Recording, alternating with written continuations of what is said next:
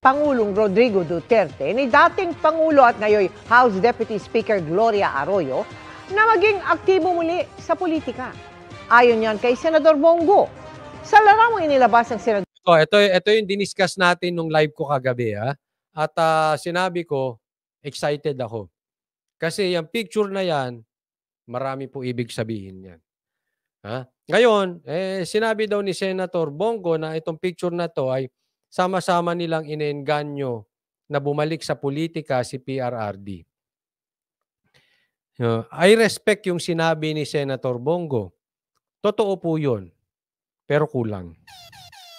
Ako po ay naniniwalang kulang po yun.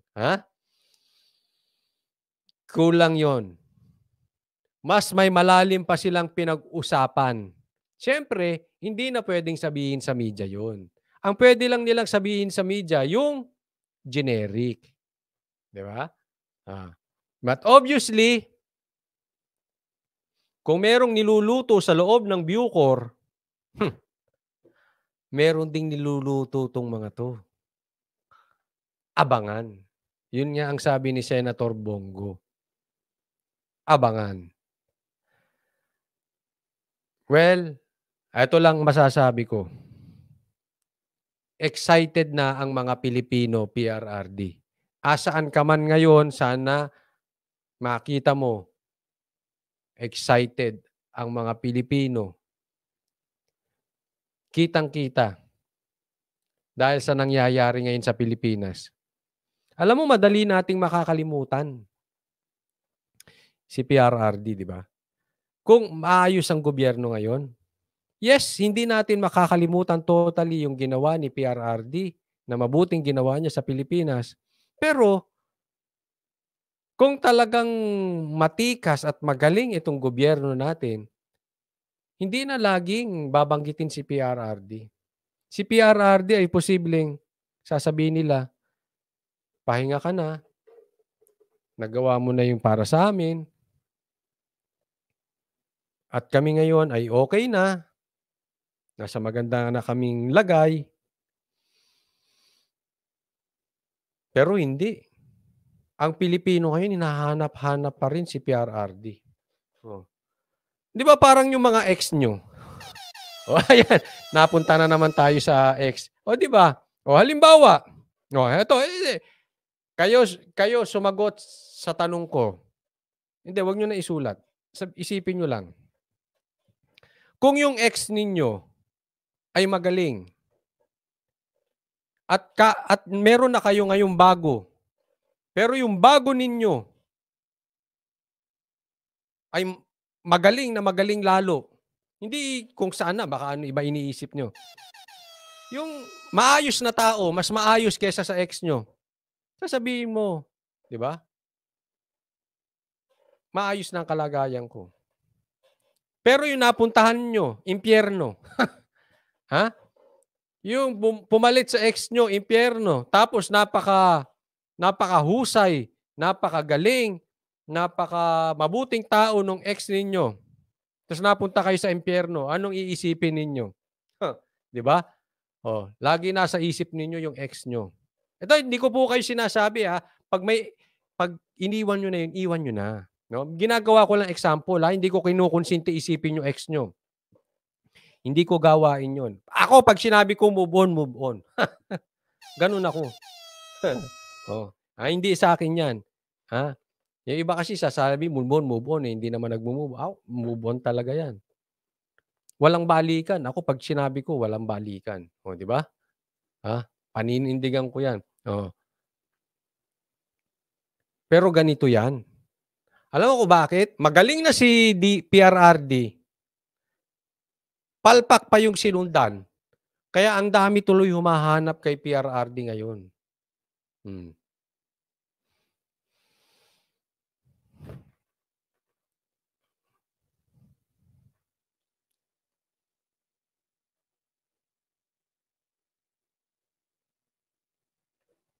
Sabi ngayon ni Mario Meres, Coach Oli, matikas naman po ang administrasyon ni Marcos sa pag-aangkat, sa pag-iwas sa mga problema ng bansa. Ayun lang. Magaling lang sa pag-aangkat.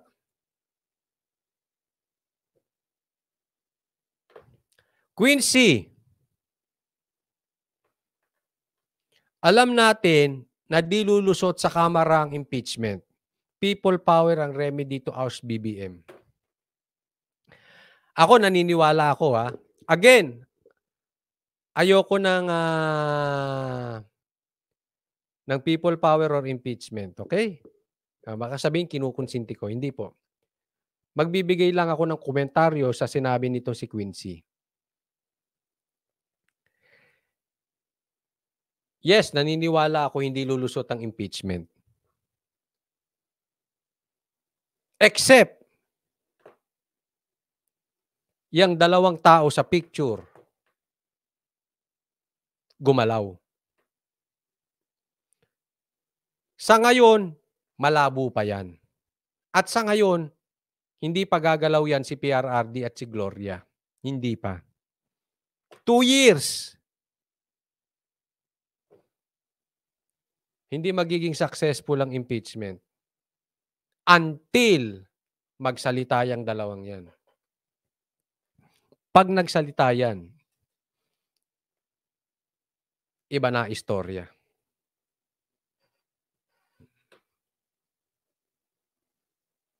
Noong Sabado, kitang magkakasama sila nina Arroyo at Duterte. Gayon din nina dating executive PRRD, pwede ko ba kayo ma-invite 5 sa birthday ko? Ang kapal ng mukha mo, Coach Oli. Pinag-iimbita mo pa sa birthday mo yung mga yan. Ana Marie, bingo! Ano, magsusugal tayo?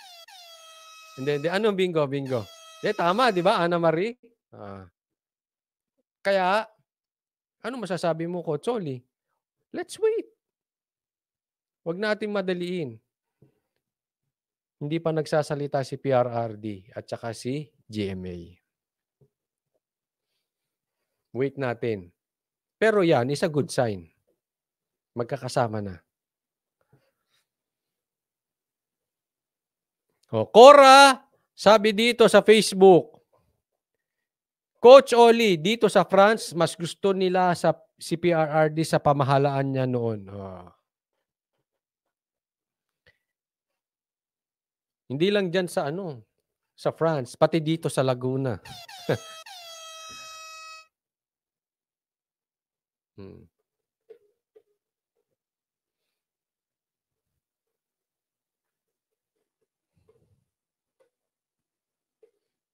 Ayan. Sabi ni Quincy, tama ka, Coach, we are in the same page. Di ba? Antay-antay lang muna tayo, ha? Secretary Salvador Medialdea at dating Senate President Tito Soto. Pagbabalik tanaw at masayang kamustahan daw ang nangyari sa nasabing pagtitipon. Kasi, gaya nga na sinabi ko dun sa live ko patungkol dito, hindi naman tsambang nagkita-kita yan. At kahit nagkita-kita yan, hindi yan basta-basta maglalabas at magpo-post sa Facebook. May laman po yan. Magpo-post ng ganyang picture. May laman yan. Lalo't naka-fist bump. Iba po yun. Iba po yun. Malalim po laman yan. Kaya panawagan ko sa lahat, paki-fist bump ako. Sige na, sabay. Fist bump nyo ako, fist bump. Yun. Wait lang tayo. Sabi nga ni Senator Bongo, abangan. So, abangers lang tayo, ha?